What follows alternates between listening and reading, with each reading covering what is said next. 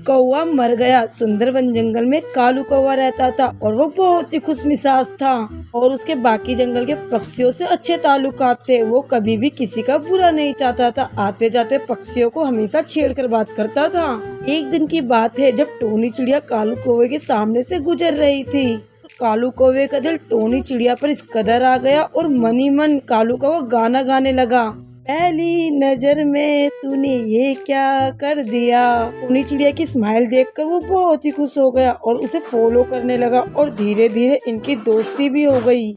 और मोहब्बत की राह में कब चल पड़े दोनों इनको खुद ही नहीं पता चला। फिर कालू कौवा कहने लगा, मेरी प्यारी फ्यूचर पत्नी सुनो। ये सुनकर तो शर्मा सी गई। अरे कालू ये क्या बोल रहे हो तुम? हाँ टोनी मैं सही कह रहा हूँ। मंगलवार को मेरा बर्थडे है और मैं चाहता हूँ उस दिन हमारी एनिवर्सरी हो, इसीलिए मैं शादी करने वाला हूँ तुमसे। क्या तुम खुश हो? हाँ जी मैं तो बहुत खुश हूँ, लेकिन सबकी मर्जी से शादी करना चाहती हूँ। तुम मेरे घर पर रिश्ता लेकर आओ और फिर अपनी दुल्हनिया बना लो। अरे मेरी प्यारी टोनी ये क्या बोल रही हो तुम? ये तो एक बहुत छोटा सा काम है, तुम्हारे लिए तो मैं जान भी दे दूँ।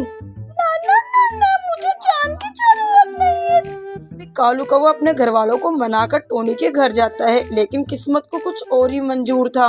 टोनी के माता पिता बिल्कुल भी नहीं मानते। वो कहते हैं राजपूत है और राजपूत में ही करेंगे। कालू कौवा कास्ट का धोबी था, इसलिए वो लोग बेइज्जती करके इस रिश्ते से इनकार कर देते हैं। कालू कौवे का दिल कांच के गिलास की तरह टूट टूट कर बिखर जाता है। अगले दिन टोनी उसे नदी किनारे मिलती है। कालू कौवा उसे ऑफर देता है तो हम अपनी मर्जी से शादी कर लेते हैं। फिर टोनी चिड़िया मना कर देती है। ना तुम मेरी एक पल के लिए मेरी दुनिया थे, लेकिन मेरे माँ बाप मेरी जन्नत है। हो सके तो मुझे माफ कर देना कालू, जैसा माँ बाप चाहेंगे वही करूँगी मैं। कुछ ही दिन में टोनी चिड़िया की दूसरे से शादी हो जाती है और कालू कौवा इस बेवफाई को बर्दाश्त नहीं कर पाता। वो पीना स्टार्ट कर देता है और वो अपनी जिंदगी में इतना पीता है एक नशेड़ी का रूप ले लेता है। अब दारू कालू कौवे की लत बन चुकी थी। वो एनी टाइम से में रहता था। जंगल के सभी पक्षी कालू कौवे की हालत देखकर बहुत ही अफसोस करते थे। एक दिन की बात है, टोनी चिड़िया अपने पति और अपने एक बच्चे के साथ वहीं से गुजर रही थी। तभी कालू कौवे की नजर टोनी चिड़िया पर पड़ती है। टोनी चिड़िया नजरअंदाज करते हुए जैसे वो अपनी जिंदगी में आगे बढ़ी वैसी रास्ते में भी आगे बढ़ जाती है। लेकिन बेचारा कालू कौवा मोहब्बत नाम से नफरत करने लगा था और अब वो बहुत ही ज्यादा शराब पीने लगा था, जिस कारण लीवर खराब हो गए थे। और धीरे धीरे पीते पीते एक दिन बेचारे कालू कौवे की मौत हो गई और जंगल में काफी सन्नाटा छा गया। लेकिन मोहब्बत में मिली बेवफाई के नाम से कालू कौवा बहुत ही ज्यादा प्रचलित हो गया। जंगल में ना होकर भी बाकी पक्षियों के दिल में जगह बना गया। इस कदर कालू कौवा इस जंगल को अलविदा कह गया।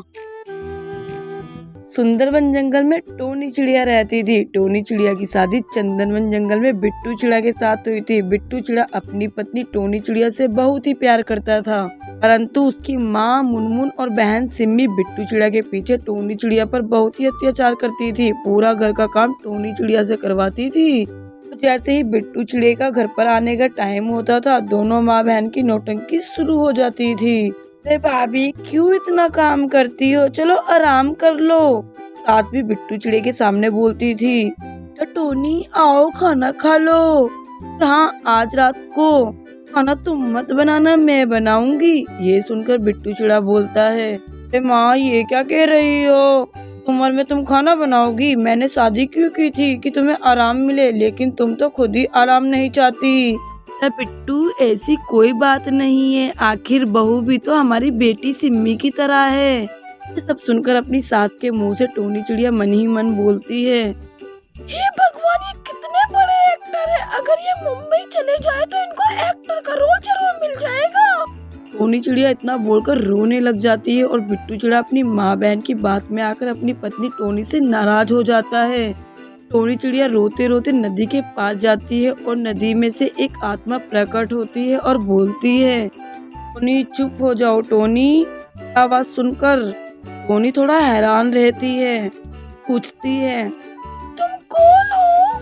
नदी में से निकली वो आत्मा बोलती है, मैं नदी की देवी हूँ और मैं अच्छे लोगों की अक्सर मदद करती हूँ। तुम इस नदी के पानी से मुंह धो लो और जब तुम अपने घर पर जाओगी और जब तुम्हारे आंखों से आंसू निकलेंगे, उस आंसू से फिर एक नदी बन जाएगी और जो तुम्हारे आंसू के कारण है वो उसमें बहते हुए नजर आएंगे। हाँ देवी। हाँ, अब तुम जाओ। इतना बोलकर वो आत्मा में समा जाती है और टोनी चिड़िया अपने घर आती है। फिर टोनी चिड़िया की सास टोनी को कहती है, ये लो आ गई महारानी, कामना काज की, दुश्मन अनाज की। टोनी चिड़िया बहुत ही रोती है और उसकी आंखों से जो आंसू निकलते हैं एक बड़ी सी नदी बन जाती है उन आंसुओं से।